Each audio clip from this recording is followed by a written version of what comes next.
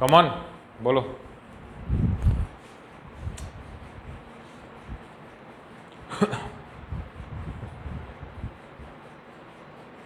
एक बजे क्लास होती है आपकी, है ना? और कितने बजे उठते हो अप्रॉक्सीमेटली? 6 से 7 बजे। सबका यही बहाना सेम है। 5 घंटे तुम क्या करते हो? एक न्यूज़पेपर नहीं पढ़ सकते? क्यों? इंडियन एक्सप्रेस तो आ जाता।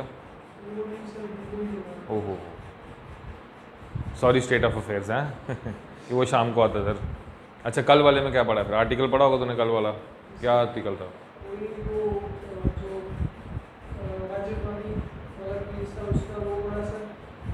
अरे आर्टिकल, एडिटोरियल, एडिटोरियल।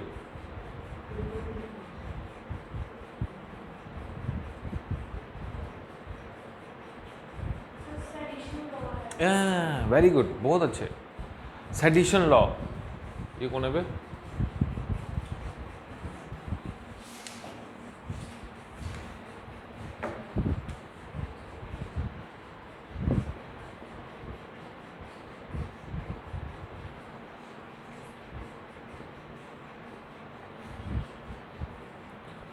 सेक्शन 124 ए क्या हुआ अब इसमें?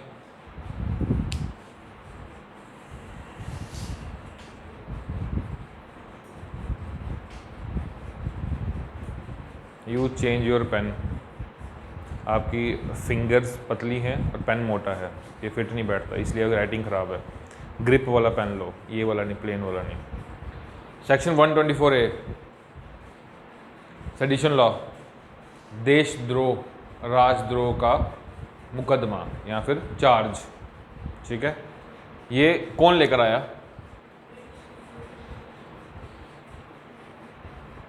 क्यों? क्या क्या खारिज थी इनको, मतलब क्या ज़रूरत आन पड़ी इनको?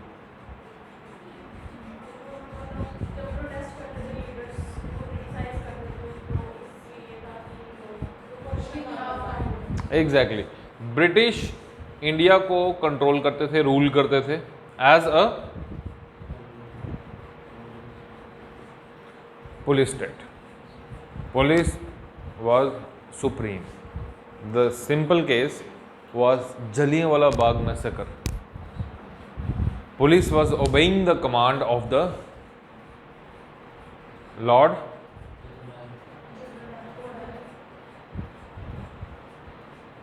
क्या नाम था उसका? बताया था ना मैंने, मूवी भी एक्सप्लेन की थी।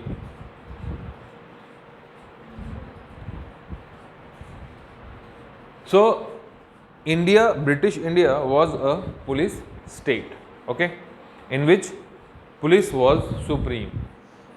हम अक्सर कोई मूवी देखते हैं, उसमें क्या करते हैं, पुलिस जाति बरत रही है लोगों के साथ, बट आज के टाइम पे ऐसा हो तो हम पुलिस को पकड़ सकते हैं, घसीट सकते हैं, बट एट दैट टाइम इस कानून को बनाने का मतलब ये था कि कुछ बड़े नेता ऐसे थे जिनके साथ पुलिस हाथापाई नहीं कर सकती थी। फॉर एग्जांपल नेहरू, मोतीलाल नेहरू, कांग्रेस के दिग्गज नेता, क्योंकि Congress as a safety valve create किया गया था फॉर द ब्रिटिशर्स, जो हम पढ़ते आए हैं, okay. So for them to make them silent और arrest them, this section was introduced, ठीक है। इसमें सेडिशन का चार्ज लगाया जाने लगा कि भाई तुम ब्रिटिश राज के खिलाफ हो, तुम ब्रिटिश राज की जो सरकार है उसके खिलाफ हो और तुम उसको वर्क नहीं करने दे रहे हो, तो इसलिए तुम क्या कर रहे हो, सेडिशन, उसके खिलाफ आपने क्या छेड़ दिया है, राजद्रोह या फिर देशद्रोह। जैसे आज अगर आप अपने स्टेट के कुछ सीक्रेट्स को दुश्मन देश को दे देते हो तो आप क्या कर रहे हो अपने देश के साथ? गद्दारी, जिसको हम बोलते हैं जनरल टर्म्स में। तो वो क्या है, वो क्या चार्ज है आप पे? Sedition, okay. अब according to legal luminaries,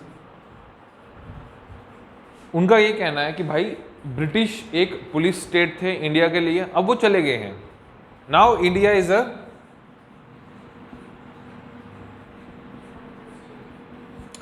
welfare state, जो कि लोगों के लिए काम करती है, उनको दबाती नहीं है।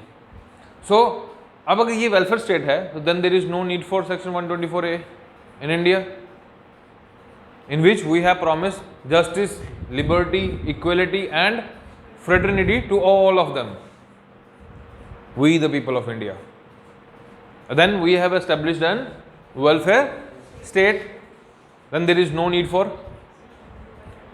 and why we are retaining this section. And then after independence, this section was challenged in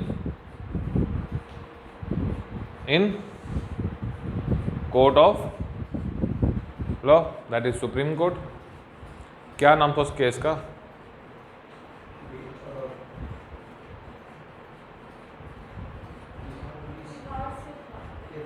Kedarnath, है ना, यही था, Kedarnath. Then this case was challenged in 1962. Kedarnath judgment came in which 5-judge bench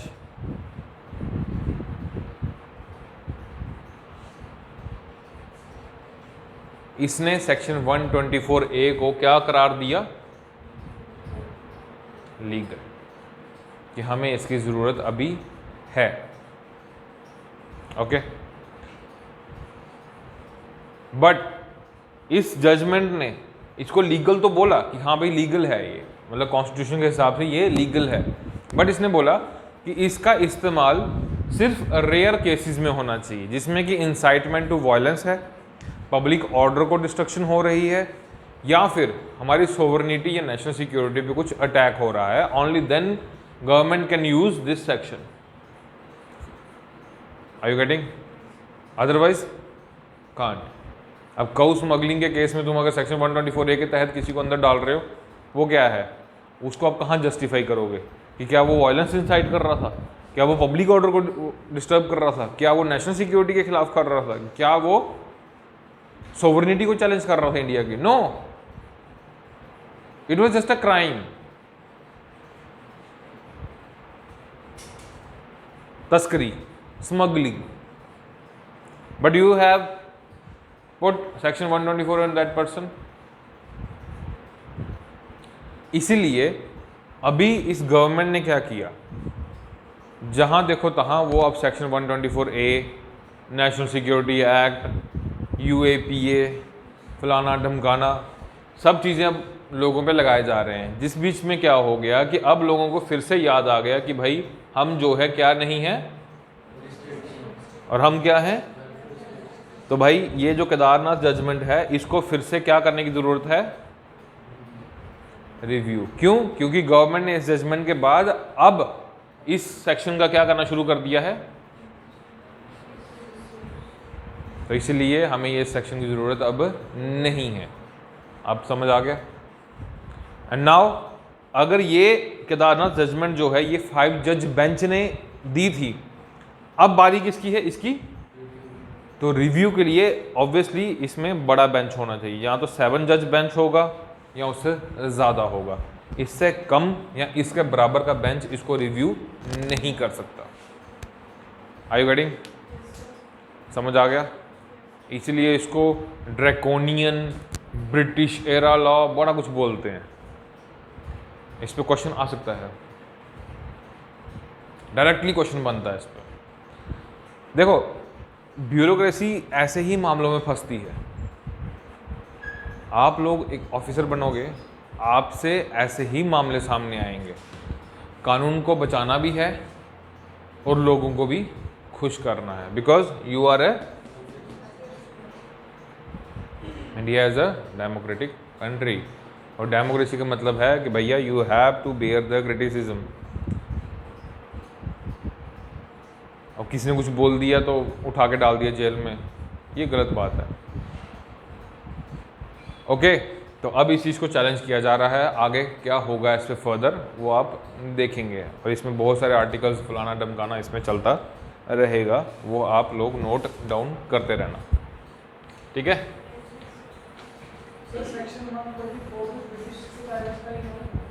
हाँ,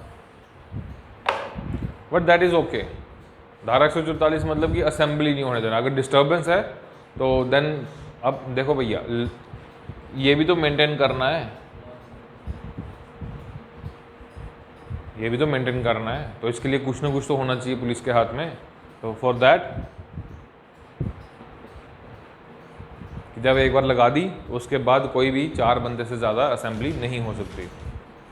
दैट इज़ गुड, ठीक है, in order to maintain. अब इसमें क्या होगा, अगर लॉ एंड ऑर्डर मेंटेन करने के लिए आपको क्या कर दिया उसने, shoot without any warning, that is a problem, that comes under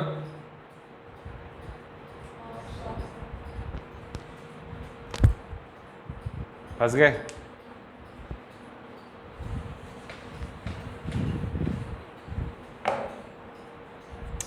anything else?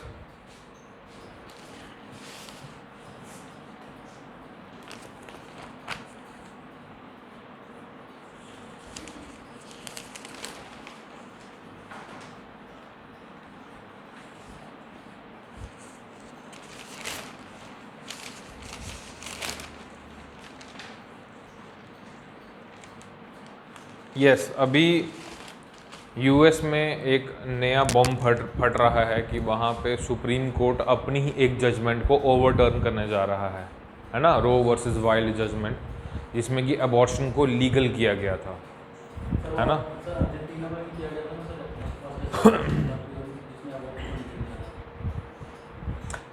उसमें उस अबॉर्शन को लीगल किया गया है। इंडिया में भी लीगल है बट विद सम कंडीशंस, ठीक है। आप इस वीक से लेकर इस वीक में अबॉर्ट कर सकते हैं, अदरवाइज नहीं। कुछ ऐसी कंट्रीज़ भी हैं जहाँ पे अबॉर्शन लीगल नहीं है, ठीक है, इलीगल है, but in some circumstances like in the case of incest and rape, इन दोनों केसेस में वुमेन के विल के अगेंस्ट है वो प्रेगनेंसी, जिसमें उसका बिल्कुल भी इमोशनल टच नहीं था, तो ऐसे में वो गवर्नमेंट उसको अलो करती है। बट यूएस में अबॉर्शन लीगल था अप टू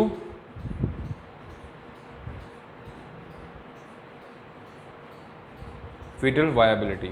इसका क्या मतलब है, ये टर्म थोड़ी सी कंफ्यूजिंग लग रही है, और ये मैच्योर फॉर्म में आ जाता है, एग्जैक्टली, ठीक है, जहाँ पे फीटस जो है वो अब mature form in the sense कि अगर उसको यूट्रस से निकाल दिया और वो बाहर सरवाइव कर सकता है। कुछ ऐसे बच्चे भी होते हैं जो 6 मंथ में या 7 मंथ में भी डिलीवरी हो जाती है और वो सरवाइव कर जाते हैं विद मशीन्स, उनकी प्रॉपर केयर करनी पड़ती है, ठीक है। तो उसको क्या बोलते हैं, उस टर्म को, कि अब अगर उसको हमने यूट्रस से एक्सट्रैक्ट कर लिया तो ही और शी कैन एटलीस्ट सर्वाइव, मतलब मेडिकल टर्म्स में वो सर्वाइव कर सकते हैं, नहीं किए तो कोई बात नहीं, लेकिन कर सकते हैं, that is known as fetal viability. उसके डेवलप होने से पहले पहले आप क्या कर सकते हो उसको, अदरवाइज जब अगर ये आ गया, फीटल वायबिलिटी आ गई, देन यू कांट। तो ये कब आती है, 24 वीक्स, या फिर कुछ में और कुछ लॉज में 22 वीक्स। Are you getting? ठीक है। इंडिया में अगर आपको अबॉर्ट करवाना है तो उसके लिए आपको मेडिकल टीम की रिकमेंडेशन चाहिए कि हाँ भाई इसका केस जो है वो मजबूत है, तो इसको अबॉर्ट करना चाहिए और इसकी सेहत पर कोई फ़र्क नहीं पड़ेगा, तो देन यू कैन अबॉर्ट, कोई इशू नहीं है। ऑल ओवर द वर्ल्ड जहाँ जहाँ पे कंजर्वेटिव गवर्नमेंट्स थी, अभी सुप्रीम कोर्ट ऑफ यूएस, जिसको स्कोटस बोलते हैं, क्या बोलते हैं, SCOTUS, Supreme Court of the United States, ठीक है। लिख तो ऐसे रहे कि अब बस केएस के पेपर में यही आना है, बदतमीज कहीं के। प्रेसिडेंट ऑफ यूनाइटेड स्टेट्स को क्या बोलते हैं, POTUS, president of the United states. और फर्स्ट लेडी को क्या बोलते हैं,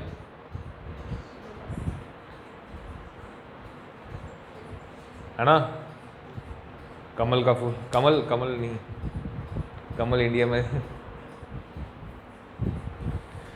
सो अभी उसमें supreme Court of United states में क्या है कि कंजर्वेटिव की मेजॉरिटी है। ट्रंप के टाइम से ही वहाँ पे कंजर्वेटिव्स की, मतलब कंजर्वेटिव इन द सेंस की राइट विंग की मेजॉरिटी है। ओके, अब वो लोग राइट विंग जैसे हमारा है वैसे ही उनका है। वो लोग तो मतलब वही ऑर्थोडॉक्सी में बिलीव करते हैं, मतलब जो रिलीजियस स्क्रिप्चर्स। अब बाइबल क्या कहता है? बाइबल कहता है कि अबॉर्शन करना गलत बात है। अब वो कहते हैं कि नहीं भाई बाइबल कहता है तो हम नहीं मानते, ठीक है। और कुछ स्टेट्स, यूनाइटेड स्टेट्स में कुछ स्टेट्स जहाँ पे कंजर्वेटिव गवर्नमेंट है, मतलब जहाँ पे रिपब्लिकन्स हैं, ठीक है, वो लोग ऐसा लॉ लेकर आते हैं, हार्ट बीट लॉ, कि भाई जब फीटस की हार्ट बीट डेवलप हो जाती है after that you can't abort. और हार्ट बीट डेवलप होती है कब? और 6 वीक्स तक तो वुमेन को पता ही चलता है कि मैं प्रेग्नेंट हूँ। तो अगर तब उसको पता चलेगा तब तक उसकी ये डेवलप हो गई है, तो फिर वो अबॉर्ट नहीं कर सकती। समझ रहे हो? तो ये सब इश्यूज चल रहे हैं। इसमें आपके काम का क्या है कि इंडिया का कानून क्या कहता है, मेडिकल टर्मिनेशन प्रेगनेंसी एक्ट क्या कहता है, वो आप लोग कल ढूंढ के लाओगे। और मैं किसी को उठा के यहाँ पे प्रेजेंटेशन के लिए बुलाऊंगा फॉर 5 मिनट्स, कोई भी हो सकता है, anybody. Abortion law in India search कर लेना, उसमें आ जाएगा। और मैं सीरियस हूँ, मैं किसी को भी उठाऊंगा यहाँ पे बोर्ड पे। क्रक्स समझ आ गया? ठीक है। अब इसमें क्वेश्चन बन सकता है सर, क्योंकि अगर यूनाइटेड स्टेट्स में कुछ हो रहा है तो वो उसका इफेक्ट इंडिया में भी देखने को मिलेगा, ऑल ओवर द वर्ल्ड देखने को मिलेगा, कहीं से भी आ सकता है। उन्होंने करंट के एस्पेक्ट को उठाना है और आपके सामने रख देना है। लेकिन प्रॉब्लम ये पता होना चाहिए, टेक्निकलिटीज पता होनी चाहिए कि ये टर्म क्या कहती है, फिर ये क्या होता है, हार्ट बीट लॉ क्या होता है। ये चीज़ें कुछ मतलब ऐसी चीज़ें होती हैं जो समझ आनी चाहिए और जिनके बारे में आपको पता होना चाहिए, ताकि आप एक्सप्लेन करो तो उसको लगेगा कि वाह क्या बात है।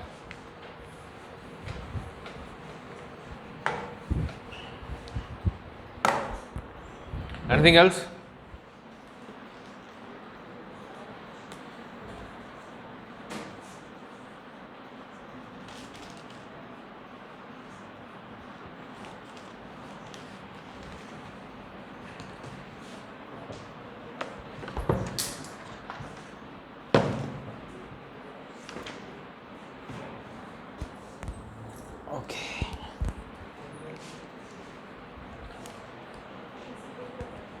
मैं करूं तो कर दो, पूछ कह रहे हो।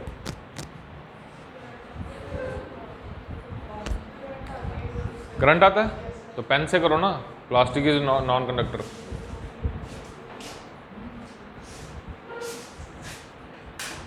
आया current? Plastic is a insulator. क्या बात है। तो इस्तेमाल कब करना था इसको, इंसुलेटर को? जब करंट लग जाता है।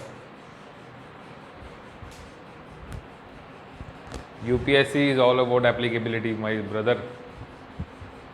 मैंने आपको पहले बोला कि आप क्वालिफाई करो या ना करो, अगर आपने सीरियस पढ़ाई की होगी तो then you will experience change in yourself, how to talk other. सबसे बड़ी बात है कि you will become more humane, जिसमें आज बहुत कमी है आज के टाइम में, कि लोग दूसरे के बारे में सोचते नहीं हैं। बी पोलाइट, क्या मसला है?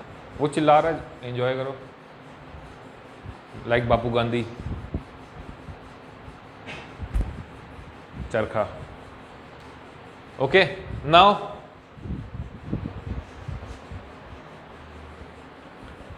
India and UK relations, United kingdom.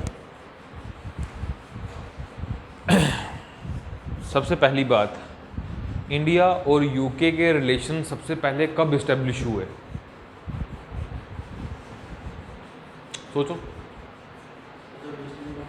Exactly जब इंडिया में क्या आई और वो कब आई?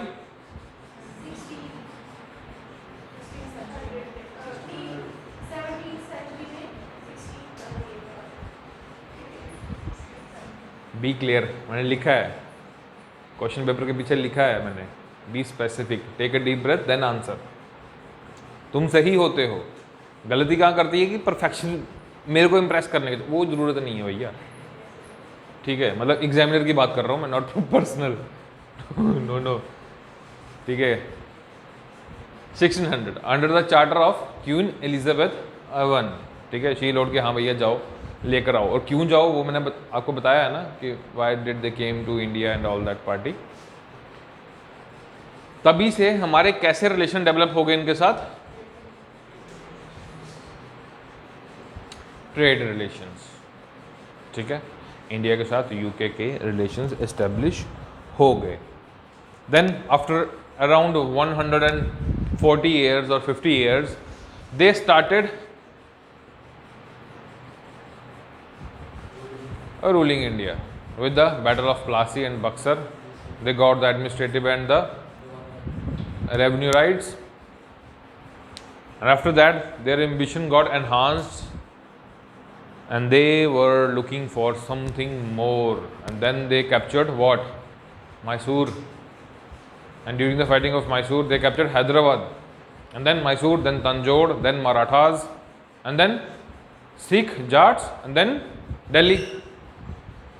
The last authority of Mughal, Bahadur Shah Zafar, the old man. And by 1857, what happened? Exactly. Mutiny of 1857, जिसकी वजह से ब्रिटिश को ये लगा, इनको ये लगा कि भाई जो रिवोल्ट है वो किसके खिलाफ है? लोग हमसे प्यार करते हैं तो हम चलते हैं अब। Then they eliminated East India Company and established crown rule. Her majesty के नाम से जो होगा अब हर मैजेस्टी के नाम से होगा, क्वीन के नाम से होगा। Now direct control of British parliament was established on India. It means कि कानून कहाँ बनेगा और कहाँ से जाएगा बनाने के लिए रेजोल्यूशन? यहाँ से जाएगा पूछ के एग्जीक्यूटिव काउंसिल, ठीक है, और वो वहाँ जाके बना के लाएंगे, हम पे लगा देंगे, and we have to apply. And then later on इसके कंट्रोल, इसका रूल आने से इंडिया में कौन से टाइज भी बनने लग गए? ऑब्वियसली कि जब वो किसी के, अब दिल्ली सरकार ने जम्मू कश्मीर के लिए कोई कानून बनाना है तो वो हमसे सोच समझ के ही कानून बनाएगी। Like for example now they have given reservation to scheduled tribes first time, okay.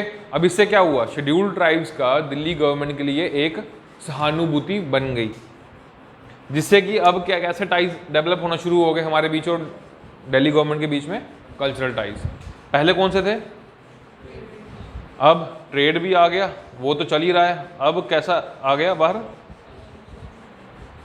Culture भी आ गया। कल्चर में जिसमें हमने क्या किया? एंग्लिसाइज्ड करना शुरू कर दिया अपनी जनता को।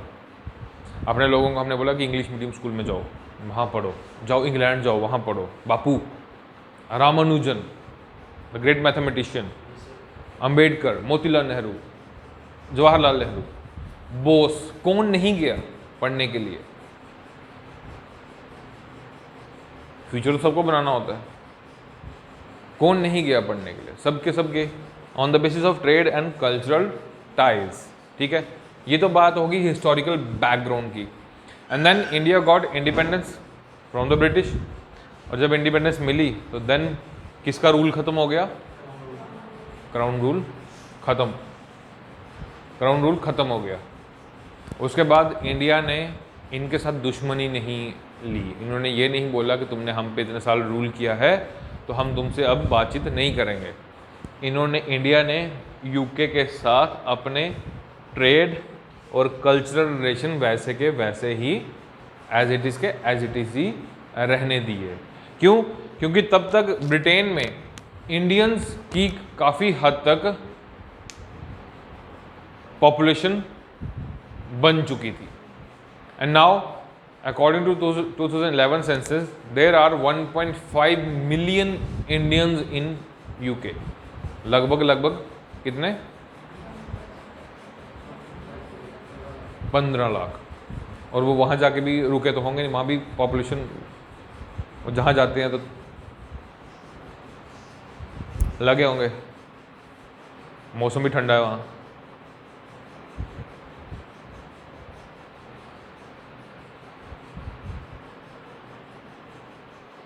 अब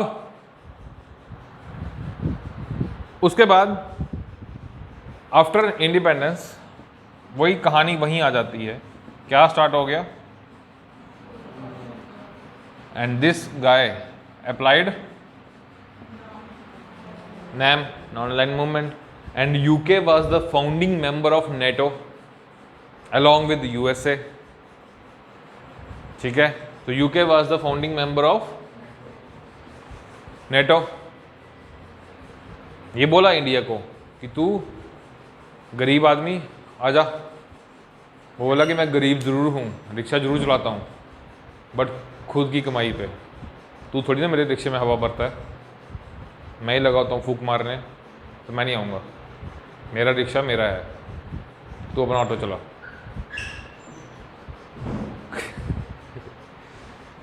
and then their zone of convergence developed into zone of divergence, मतलब दोनों के व्यूज़ अलग अलग हो गए।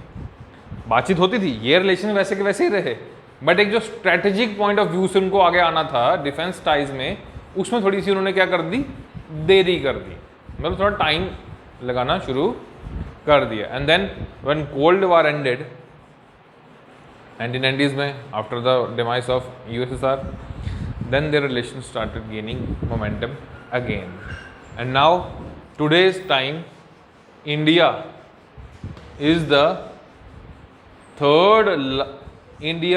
थर्ड लार्जेस्ट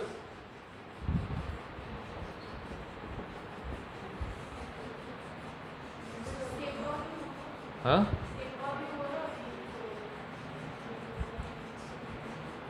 मान सकते हो इस बात को, मानना पड़ेगा क्योंकि मैंने लिखा है।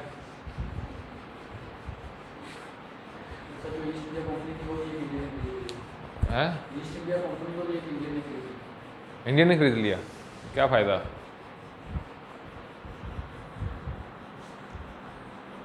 अरे ये बुक में लिखा हुआ है, तुम क्या नोट कर रहे हो, फिर बोलते बुक समझ नहीं आती।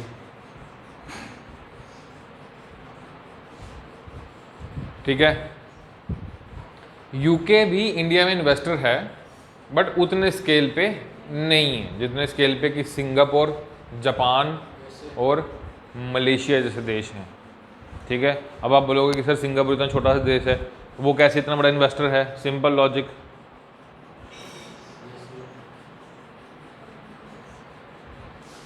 इंडिया का ही पैसा वहाँ जाता है और वहाँ से घूम के यहाँ आ जाता है।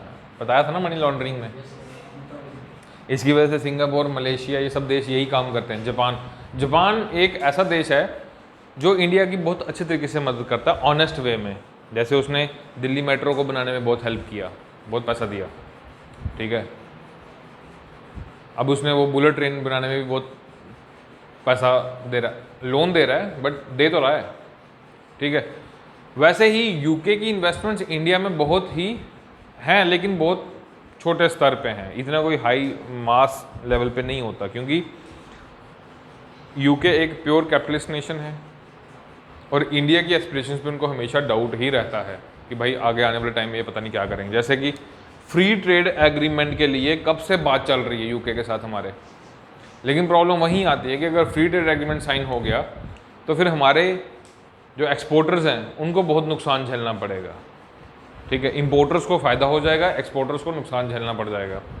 तो उस चक्कर में थोड़ा सा एप्रीहेंशन रहता है। लेकिन अब recent visit of UK PM Boris Johnson, अभी जो भी एग्रीमेंट्स हमारे साइन हुए हैं वो आप ऐड ऑन करेंगे इसमें। ठीक है, और जो भी उनकी बातचीत हुई है, जो भी उन्होंने जिन जिन सेक्टर्स में बात हुई है, क्योंकि इस बार के मेंस में क्वेश्चन बनेगा, इसका नहीं तो फ्रांस का बन जाएगा, बनेगा ज़रूर। ठीक है,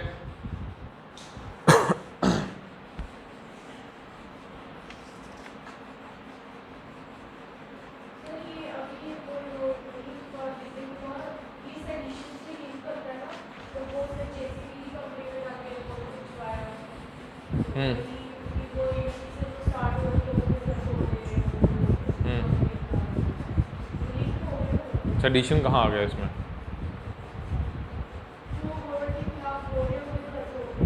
तो उसमें सेडिशन कहाँ है?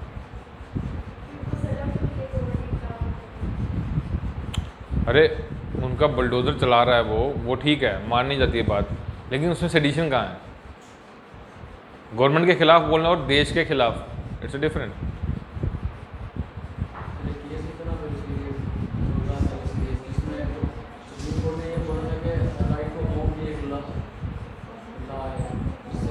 राइट है यार, तुम तो ऐसी बातें करते हो, तुम बच्चे हो। सब कुछ होने के बावजूद भी फिर क्यों हो रही हैं गलतियाँ? रेप का कानून है ना, हर दिन रेप हो रहे हैं, क्यों हो रहे हैं? तुम पढ़ा सकते हो लोगों को रेप के बारे में? नहीं। हम ह्यूमन जरूर हैं बट हैं एनिमल, जानवर हैं हम लोग। कभी किन्हीं दो बंदों को ना गुस्सा करते हुए देखना और चुप करके तुम साइड पे बैठ जाना, तुम्हें खुद ही पता चल जाएगा कि हम जानवर हैं कि नहीं है। एनिमल इंस्टिंक्ट हम सब में है, और मैन अपने आप को जस्टिफाई करता है कि हाँ भाई गुस्सा आता है, नेचुरल आना चाहिए। हाँ आना चाहिए, इट्स गुड, बहुत अच्छी बात है, गुस्सा आना चाहिए, वो तुम्हारी एनर्जी को अब्जॉर्ब कर लेता है, वेरी गुड, बहुत अच्छी बात है। बट उस गुस्से से तुम किसी का नुकसान कर रहे हो तो फिर तुम में और जानवरों में क्या फ़र्क है भाई? फिर तुम सोशल एनिमल तो हो ही नहीं ना, समझ रहे हो? तो भाई सब कुछ बना बनाया है हमारे पास, उसके बावजूद भी हम गलतियां कर रहे हैं, तो कमी एक्सेप्टेड। ओके, अब कुछ इश्यूज, ये तो होगी बातचीत कि भाई क्या इनके रिलेशन है, बहुत अच्छे रिलेशन है। हमारा relation mostly cultural and trade based ही हैं। डिफेंस में हमारा कुछ खास इतना रोल इनके साथ है नहीं, ठीक है, क्योंकि ये लोग डिफेंस इतना बनाते नहीं है, हमें भी इतना इंटरेस्ट इनमें है नहीं।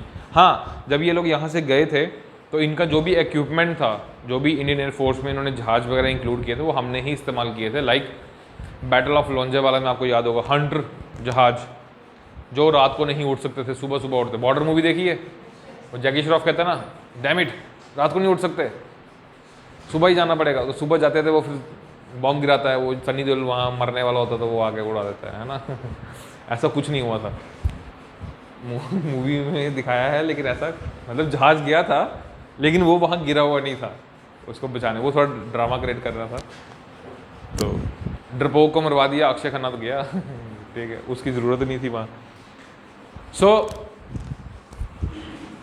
This is the reality of India UK. अभी भी अगर आप देखोगे तो बोरिस जॉनसन के विजिट में ओनली और ओनली किसकी बात हुई? किसकी बात हुई? जो रिलेशंस कब से डेवलप हुए थे, समझ आया? अब अगर इस पे क्वेश्चन आएगा तो सर क्या इंट्रोडक्शन लिखोगे? हाँ, यही तो प्रॉब्लम है। अब क्वेश्चन आएगा, सुन लिया तो क्वेश्चन यही आ जाएगा ना, वो मुझे कैसे पता है? क्वेश्चन देखो ऐसा ही आएगा कि recently India and UK signed CEPA, analyse the economic and diplomatic relations between the two countries.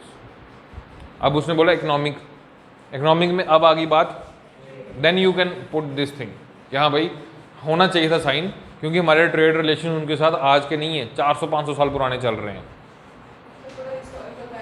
डाल दो, लेकिन विद कंटेक्स्ट। अब अगर उसने पूछा है स्ट्रैटेजिक, फिर ये नहीं आएगा, तब तुम बोल दो कि हाँ भाई ट्रेड करने आए थे, एलिजाबेथ का चार्टर लेके आए थे, वो ब्लैक गोल्ड लेने आए थे, काली मिर्च, बोले ब्लैक गोल्ड क्या होता है, KGF, वो लेने आए थे तो वो लेके चले गए, तो आ गया, ऐसा हो गया, फलाना हो गया, डमकाना हो गया, बैटल ऑफ प्लासी खेलते रहे, बैटल ऑफ बक्सर, तो उसके बाद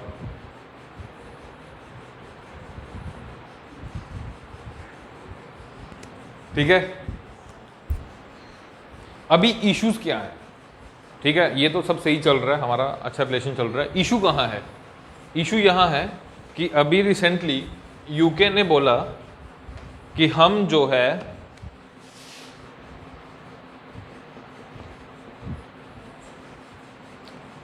क्या है Brexit?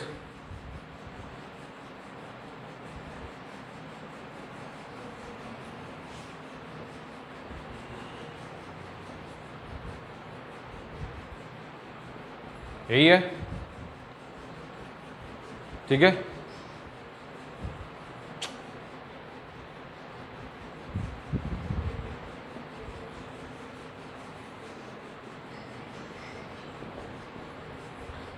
British exit from European union, ठीक है। अभी देखो 2015-16 में इनका जो प्राइम मिनिस्टर था डेविड कैमरून, शायद से, हाँ यही था ना, हाँ यस, उसने एक रेफरेंडम करवाया। देयर आर टू टूल्स जिसमें आप लोगों का मत जान सकते हो डायरेक्ट। एक होता है रेफरेंडम और दूसरा होता है, उसने एक रेफरेंडम करवाया। उसने उस रेफरेंडम में क्या बोला कि क्या ब्रिटेन को यूरोपियन यूनियन से बाहर आ जाना चाहिए या यूरोपियन यूनियन के साथ ही रहना चाहिए, ठीक है। यूरोपियन यूनियन बेसिकली एक ट्रेड एग्रीमेंट है जिसमें कि गुड्स जो हैं वो ड्यूटी फ्री एक दूसरे के साथ जा सकते हैं। तो यूरोपियन यूनियन में वही आपको पता है कि वहाँ के कंट्रीज़ यूरोप के, और ब्रिटेन भी था, क्लियर। अब इशू क्या था? इशू ये था कि ब्रिटेन में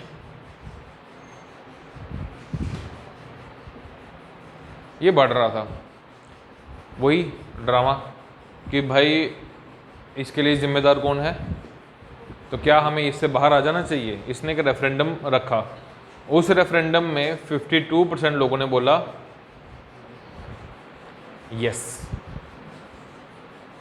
ठीक है। उसके बाद उस प्राइम मिनिस्टर ने रिज़ाइन कर दिया गवर्नमेंट से। नेक्स्ट प्राइम मिनिस्टर आया, वो बातचीत करता रहा, लेकिन ईयू उनको बोलता रहा कि ठीक है तुमने रेफरेंडम करवा लिया, अब तुम निकलो यहाँ से, ठीक है, तुम अब निकलो यहाँ से भैया, अब हो गया तुम्हारा। अब फाइनली इन भाई साहब ने आके बोला कि मैं फाइनली ईयू से एग्जिट कर लूँगा। अब ईयू से एग्जिट करने के बाद ब्रिटेन अकेला हो गया। पहले तो उसकी सारी जो भी वो प्रोडक्शन करता था, जो भी वो गुड्स बनाता था, वो सारे के सारे कहाँ चले जाते थे बिकने के लिए।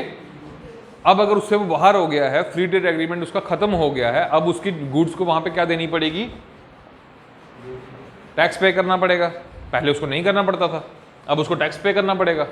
इसके लिए अब ईयू उसके लिए इतनी प्रॉफिटेबल मार्केट नहीं बची। दैट्स वाई उनका प्राइम मिनिस्टर कहाँ आया? अब समझ आ गया। और यहाँ पे क्या साइन करके गया है वो? जो इसकी कमी को पूरा करेगा। क्यों? क्योंकि जितनी इनकी टोटल पॉपुलेशन है उससे 10 गुना ज़्यादा तो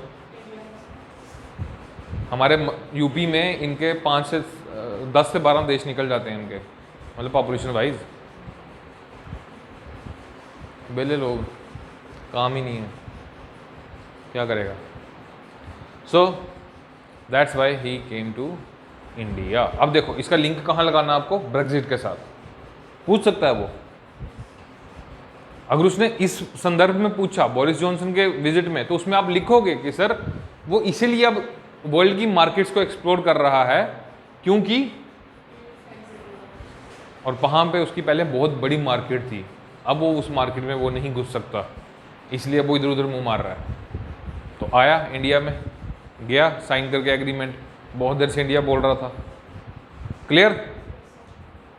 नेक्स्ट, ये दोनों इसमें भी पार्टिसिपेट करते हैं, ठीक है। फिर ये दोनों इसमें भी पार्टिसिपेट करते हैं। क्वाड में है? क्वाड में नहीं है। क्वाड में यूके है? नहीं है, ओके, ठीक है। देन इंडिया की परमानेंट सीट के लिए भी ब्रिटेन थोड़ा बहुत हामी भरता है यूनाइटेड नेशन सिक्योरिटी काउंसिल में, ठीक है। ये भी आप एक पॉइंट लिख सकते हैं। पहला इशू तो हमने डिस्कस कर लिया कि ब्रेग्जिट के बाद अब उनकी हालत पतली है, तो इसलिए वो मार्केट्स को लुकआउट कर रहे हैं। दूसरा इशू क्या है कि 2018 में ब्रिटेन ने एक पॉलिसी लॉन्च की। उस पॉलिसी में उसने क्या किया कि चाइना, सर्बिया, बॉस्निया जैसे देशों के स्टूडेंट्स जो यूके में पढ़ने आते हैं, उनके डॉक्यूमेंट्स को लेकर काफ़ी प्रोसेस जो है इजी कर दिया। मतलब अब वो टीयर 4 के लिए अगर उनको अप्लाई करना है एजुकेशन में, तो वो यूके में आराम से कर सकते हैं। बट ये बेनिफिट इंडिया को नहीं मिला। इंडिया यहाँ से भी दुखी है, ठीक है। इंडिया इस चीज़ से भी दुखी है कि भाई तुमने हमें नहीं दिया। बाकी एजुकेशन के लिए इंडियन डायस्पोरा वहाँ पे बहुत ज़्यादा, इंडियन स्टूडेंट्स वहाँ पे बहुत ज़्यादा जाते हैं, और वो लोग टोटल वहाँ की जीडीपी में कितना कंट्रीब्यूट कर रहे हैं, समझ रहे हो। और टोटल पॉपुलेशन कितनी है इंडियंस की वहाँ पे, 2011 के सेंसस से। अब तो पहले वो हम पे रूल करके क्या हम करेंगे उन पे, थोड़ी 10 साल के बाद ख़त्म।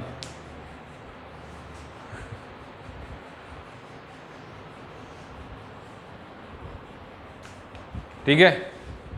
सो this was all about India UK relations.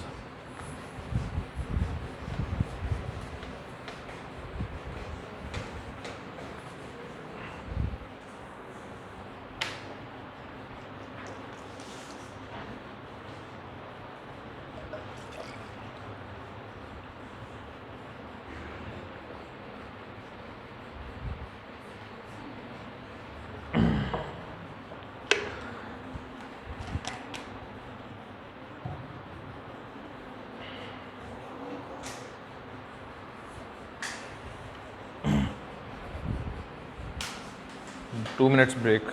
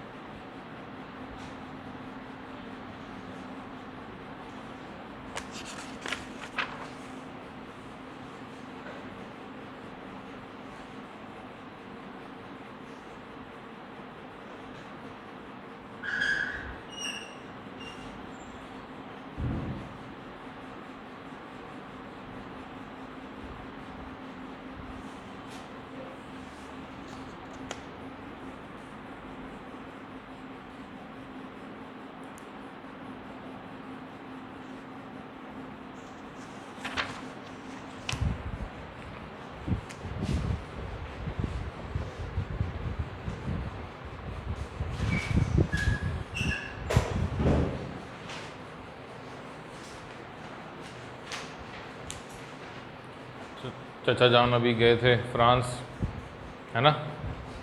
कल गए थे, परसों, कल परसों। बहुत अच्छी अच्छी बातें करके आए हैं वहाँ पे, पता नहीं। बट अब बात करेंगे कि हमारे ताल्लुकात फ्रांस के साथ कब शुरू होते हैं। एज आई टोल्ड यू कि सबसे पहली पावर जो इंडिया में आई थी that was pakora, then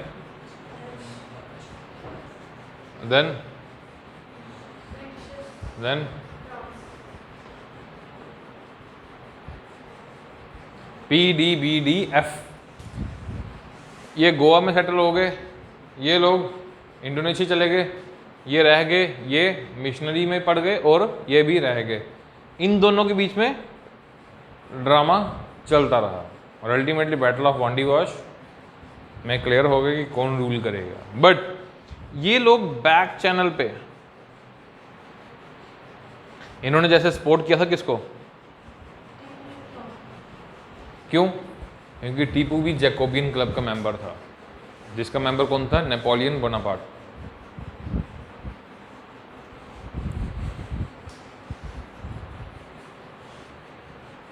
okay, so France के साथ हमारे टाइज तभी से हैं, इन्होंने हमारी बहुत सारी रेवोल्यूशनरी एक्टिविटीज़ में हमारी मदद की है, ठीक है। तो एक सेक्शन ऑफ इंडियन सोसाइटी इनका काफ़ी मतलब सम्मान करता है, यस। जैसे और सबसे बड़ी बात यह है कि लिबर्टी, फ्रेटर्निटी, ये हमने कहाँ से लिया है? फ्रेंच रेवोल्यूशन के आइडियल से उठाया है। इट मीन्स कि we believed in French ideology also. Okay, then ये तो हो गई हिस्टोरिकल बातें कि हमारे ताल्लुकात इनके साथ तभी से जब से इन्होंने हमारी धरती पे पाँव रखा था, ठीक है। अब इंडिया के वही सेम बात, आज़ाद होने के बाद इसके पास नैम और ये था ठहरा नेटो का मेंबर, बट उसके बावजूद भी फ्रांस ने डिप्लोमेटिकल तरीके से इंडिया की बहुत ज़्यादा हेल्प की। फॉर एग्ज़ाम्पल, इंडिया ने 1974 में जब अपना पहला, सभी देशों ने इंडिया को बदतमीज बोला, इकलौता जिसने इंडिया को सपोर्ट किया, और उसके बावजूद भी इंडिया को क्या देता रहा? ये फ्यूल है, मिसाइल टेक्नोलॉजी कंट्रोल रेजीम का। हाँ, तो कब बना मेंबर, वो भी तो पॉइंट है ना।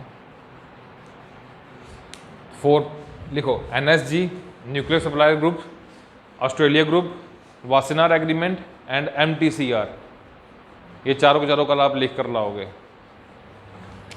Nuclear supplier group, MTCR, Australia agreement and Wassenaar, sorry Australia group and Wassenaar agreement, ये चारों चारों लिख के लाओगे कल आप। अच्छा किया याद दिला दिया। वासेनार एग्रीमेंट,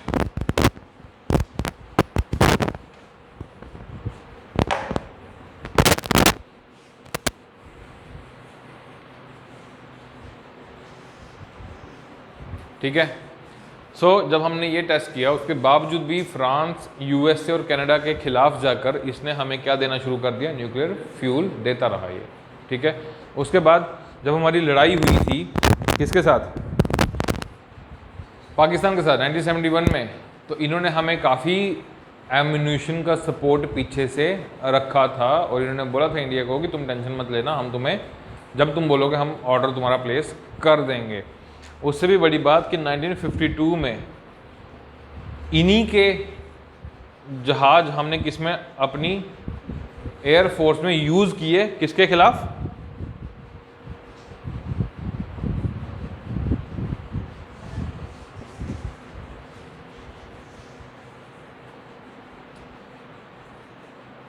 ठीक है, ओके।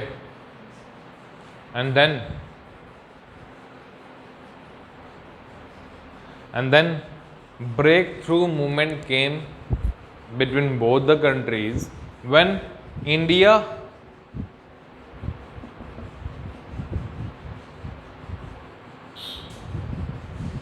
ने अपने न्यूक्लियर बॉम्ब को जब टेस्ट किया, उसके बाद सब कंट्रीज़ ने इंडिया को क्रिटिसाइज़ किया।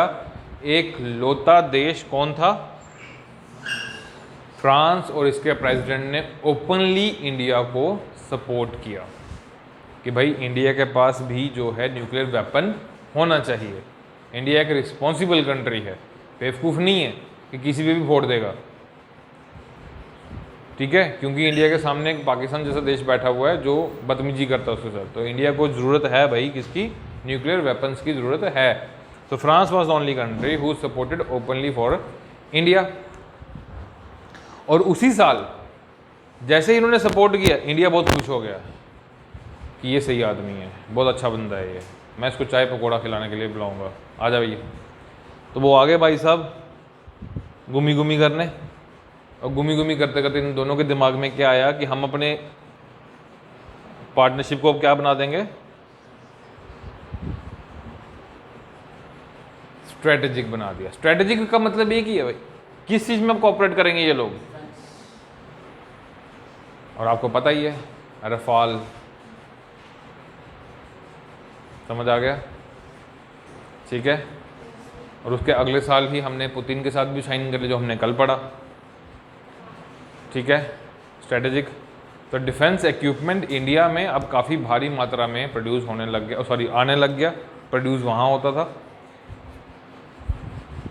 अब जब ये पार्टनरशिप में तब्दील होगी, हमारी पार्टनरशिप स्ट्रेटेजिक बन गई फ्रांस और इंडिया के बीच में, देन इसके बाद जैसे हमने कल डिस्कस किया था कि स्ट्रेटेजिक पार्टनरशिप बनने के बाद इन दोनों ने आपस में हर साल मिलने का प्लान बनाया, सेम यहाँ पे कि उनका प्रेसिडेंट और हमारा प्राइम मिनिस्टर दोनों अब हर साल क्या करेंगे, मिलेंगे और अपनी स्ट्रेटेजिक पार्टनरशिप पे बात करेंगे कि हमें अब किस चीज़ की ज़रूरत है, हम कहाँ लैक कर रहे हैं और कहाँ नहीं कर रहे हैं, ठीक है। उसी साल फ्रांस ने इंडिया के साथ एक नेवल एक्सरसाइज परफॉर्म की, क्या नाम था उसका,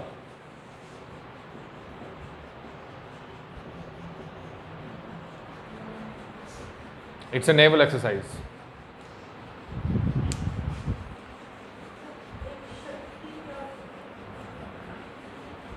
बहुत सारी शक्तियां हैं, लेकिन वो कौन कौन सी कंट्री के साथ है शक्ति, वो देखना पड़ेगा।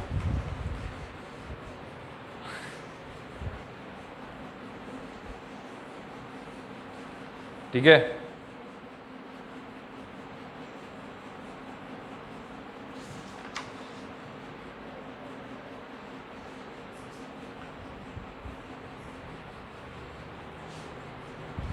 क्या हुआ, कल वाली वो है ना रिकॉर्ड, वो डालेंगे भी नहीं, वो मेल कर देंगे आपको लिंक, अब यूट्यूब पे नहीं आएगा।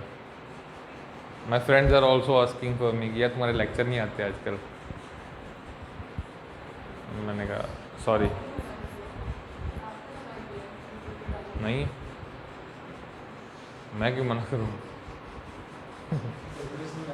लोग मेरे को देखे हंस रहे हैं यूट्यूब पे, तो मैं क्यों मना करूँ भाई, वो हंस तो रहे हैं कम से कम मुझे देख के।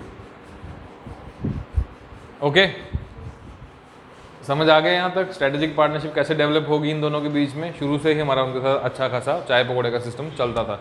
आज फ्रांस और इंडिया के बीच में जो पार्टनरशिप है दैट इज NSD,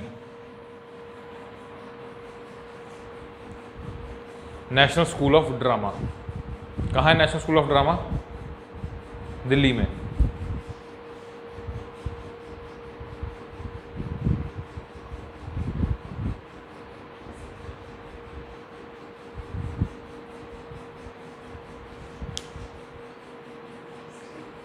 अब हमारी जो कोर इनके साथ रिलेशंस हैं that comes under 3 domains. One is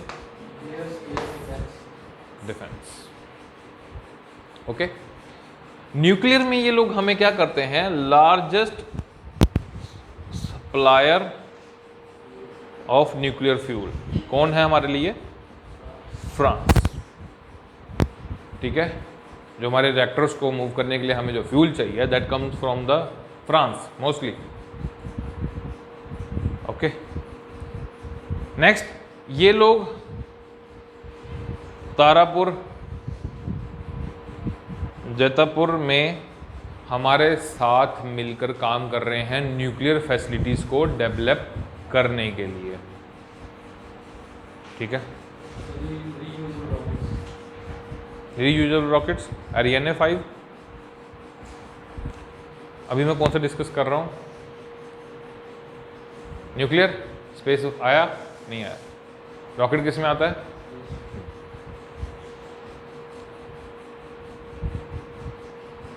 ठीक है,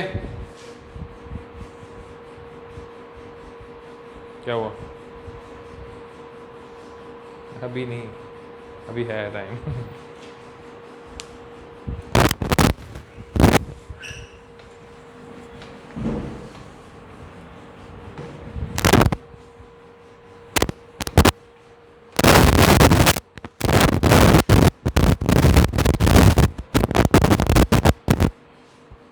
इनकी जो एजेंसी है, इनका एक, जैसे हमारा श्री हरिकोटा आइलैंड है जहाँ से हम अपने रॉकेट्स को लॉन्च करते हैं, वैसे ही इनका भी एक स्पेस सेंटर है, दैट इज फ्रेंच ग्विनिया। वहाँ से इन्होंने हमारी काफ़ी सैटेलाइट्स को लॉन्च किया है। फ्रांस हमेशा इंडिया की स्पेस सेक्टर में बहुत कोर तरीके से हेल्प करता आया है। ठीक है, हमारी मिलिट्री सैटेलाइट, क्या नाम था उसका,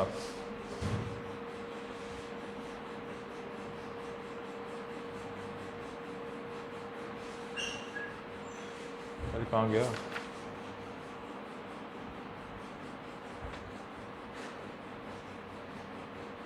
यस, इनसैट और जीसैट सैटेलाइट्स को लॉन्च किया गया है एरियन स्पेस के फ्रेंच ग्विनिया आइलैंड से।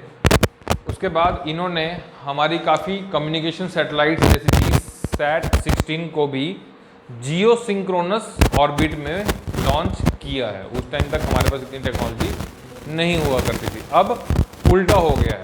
अभी आपको याद होगा, आज से 2-3 साल पहले इंडिया ने 106 सैटेलाइट्स को लॉन्च किया था एक ही रॉकेट पे। इतनी थी वो,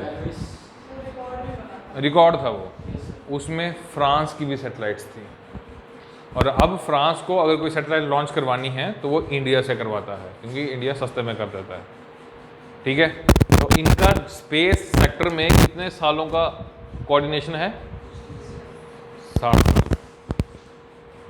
जब कोई और कंट्री इंडिया को सपोर्ट नहीं करता था तब फ्रांस करता था। ठीक है,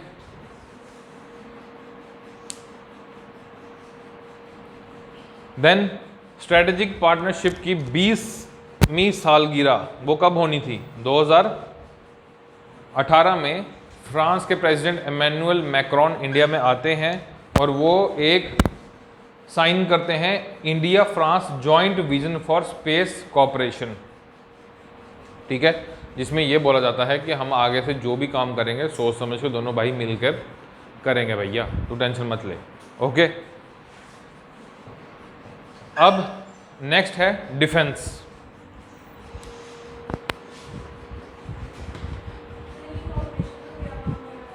कौन सा?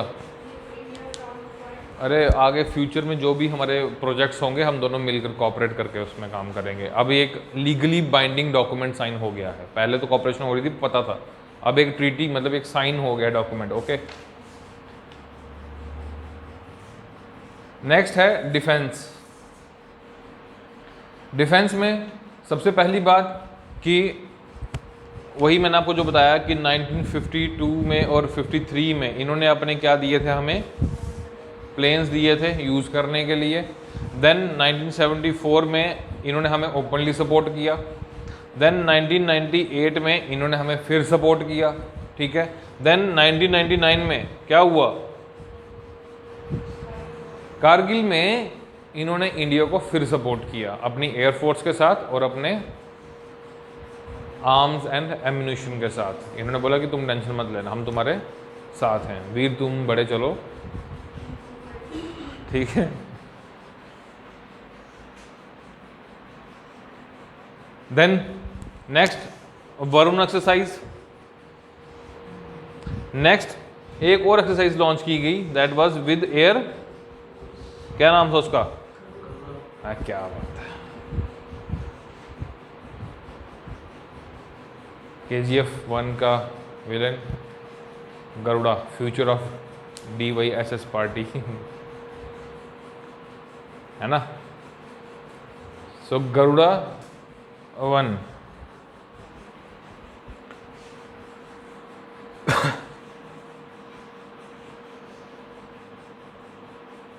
और आज इंडिया और फ्रांस जो हैं दोनों मिलकर क्या बना रहे हैं?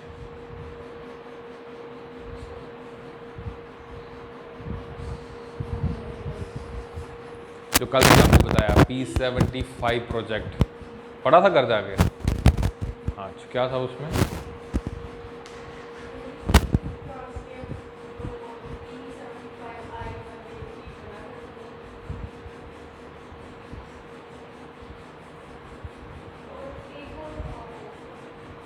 वो बच्चे से पूछते थे ना बचपन में, कौन सी पोइम पढ़ी आज? जोनी जोनी जस पापा, ईटिंग फुल का हो पापा, वही हाल है।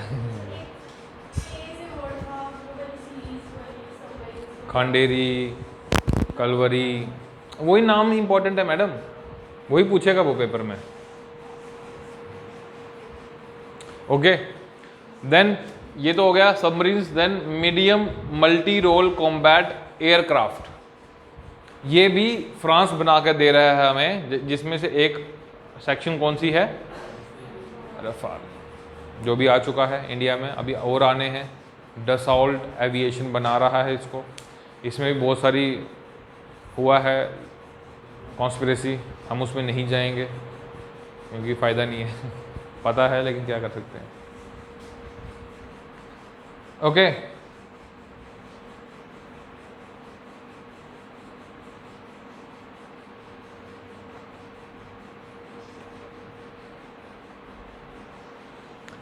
सबसे बड़ा जो इम्पोर्टेंट पॉइंट है फ्रांस और इंडिया के रिलेशन में, डिफेंस टाइज में, दैट इज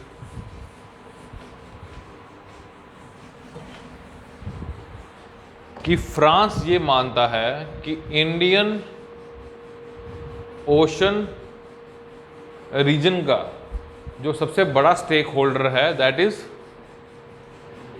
इंडिया। इसीलिए उसने कौन सी एक्सरसाइज शुरू की थी? वरुणा। समझ आया? तो इंडियन ओशन रीजन का सबसे बड़ा मेजर स्टेक होल्डर फ्रांस के अकॉर्डिंग कौन है? इंडिया है। और वो कहता है कि मैं दावा करता हूं कि मैं तेरी नेवल कैपेबिलिटीज को बढ़ाऊंगा तेरे साथ एक्सरसाइजेज करके in the form of Varuna exercise. तो 2016-17 में भी ये वाली एक्सरसाइज कंडक्ट हुई है फ्रांस और इंडिया के बीच में। तो इंडियन ओशन रीजन में फ्रांस जो है ओपनली इंडिया को फिर सपोर्ट करता है, ठीक है। और –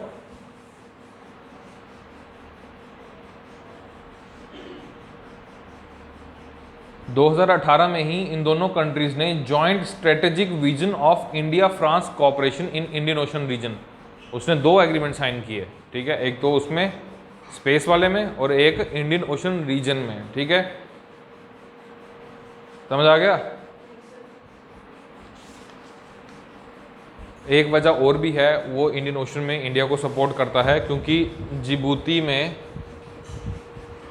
और अबू धाबी में फ्रांस के क्या है?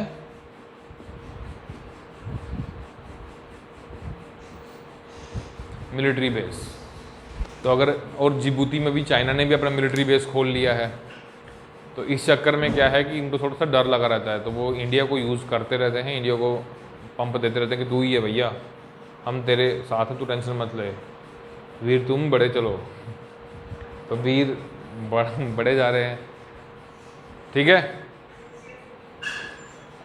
अब जो नया हम डायमेंशन ढूंढ रहे हैं इंडिया और फ्रांस के बीच में, दैट इज कल्चर। सबसे बड़ी बात कि यूरोप में इंडियन बॉलीवुड मूवीज़ का बहुत क्रेज़ है क्योंकि वो लोग हंसते हैं हमारी मूवीज़ पे। When I got selected in Lithuanian University, Kaunas Technical University, I got offer letter from them, and they were interviewing me. I don't know the name of that lady, but she was interviewing me online. ठीक है, last year ही हुआ है। तो after the whole process, she asked me around 10 to 15 questions, and then she said कि if you have any query in your mind, you can ask. Then I said कि ma'am, I heard that कि Lithuanian people are very much fond of Bollywood movies. Is that true? And she laughed, कहती yeah, it's true. मैंने कहा who is your favorite actor in, मतलब Lithuania में सबसे famous कौन है? And I was shocked on her answer. And the answer was, imagine करो,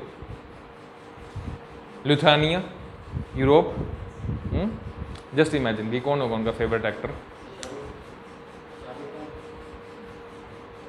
imagine करो।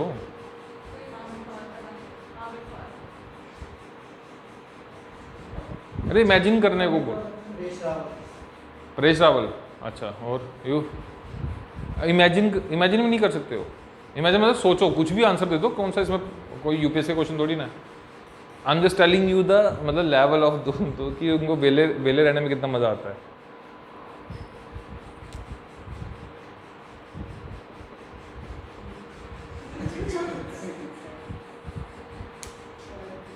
And I was shocked. Really? And they said कि yes.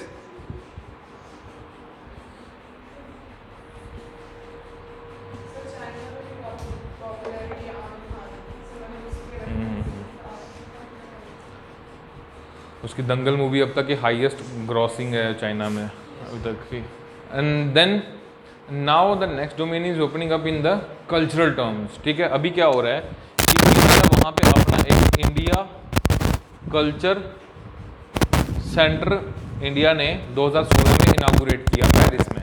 ठीक है, दूसरी चीज़, अब इंडिया वहाँ पे गेस्ट ऑफ ऑनर बन रहा है फ्रांस के बुक फेयर में। ठीक है, और इस साल 2022 में जो इंडिया में बुक फेयर होने जा रहा है उसका गेस्ट ऑफ ऑनर कौन है? फ्रांस। जाना बुक फेयर में। ठीक है, प्रगति मैदान दिल्ली, वहाँ पे देखना बुक्स, देखना सिर्फ, लेना मत। ठीक है, एनसीईआरटी है ना, वही पढ़ो। So these are the cultural relations. और उसके बाद जो सबसे बड़ी बात जो इम्पोर्टेंट है, वो आपके लिए बहुत ज़्यादा इम्पोर्टेंट है,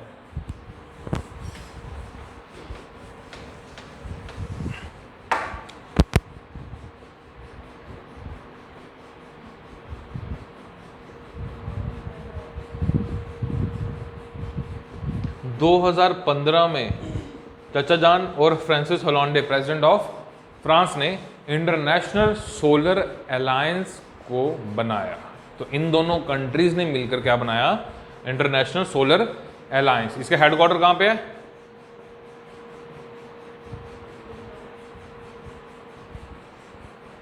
it's a very important point. ठीक है, उसके बाद जो पेरिस क्लाइमेट क्या है डील है ना, उसमें से यूएसए ने बैक ऑफ कर लिया, लेकिन इंडिया और फ्रांस अभी भी इसमें डटे हुए हैं।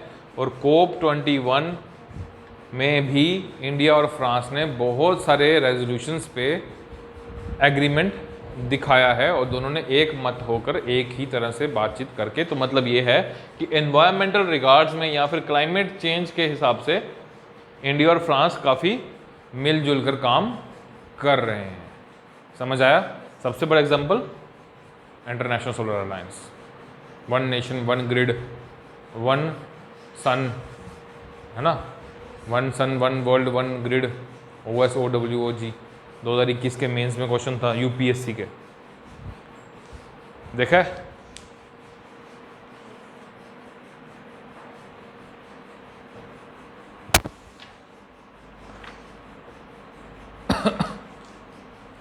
और इन दोनों के बीच एक और जोन ऑफ कन्वर्जेंस है एंड दैट इज यूरोप में फ्रांस एकमात्र ऐसी कंट्री है जिसमें मुस्लिम पॉपुलेशन सबसे ज़्यादा है। ठीक है, उसके बाद फ्रांस ही इकलौती ऐसी कंट्री है जो कि टेररिज्म से वर्स्ट अफेक्टेड है पूरे के पूरे यूरोप में। और उधर से रोने के लिए कौन बैठा है? तो दोनों की जेब में रुमाल होता है, वो उसके आंसू पहुंच रहा है, वो उसके आंसू पहुंच रहा है। तो मतलब ये दोनों बाई बाई। ठीक है, कि भाई तू भी ये और मैं भी ये, तो हम दोनों बाई बाई। ओके, तो ये भी एक जोन ऑफ कन्वर्जेंस इन दोनों के बीच में। बाकी मनी लॉन्ड्रिंग तो फाइनेंशियल एक्शन टास्क फोर्स है ही, वो सब छेड़ देना, बड़ी मोटी मोटी बात ये है इन दोनों के रिलेशंस में। ठीक है, कल हम डिस्कस करेंगे इंडिया, EU, यूरोपियन यूनियन और फिर जर्मनी,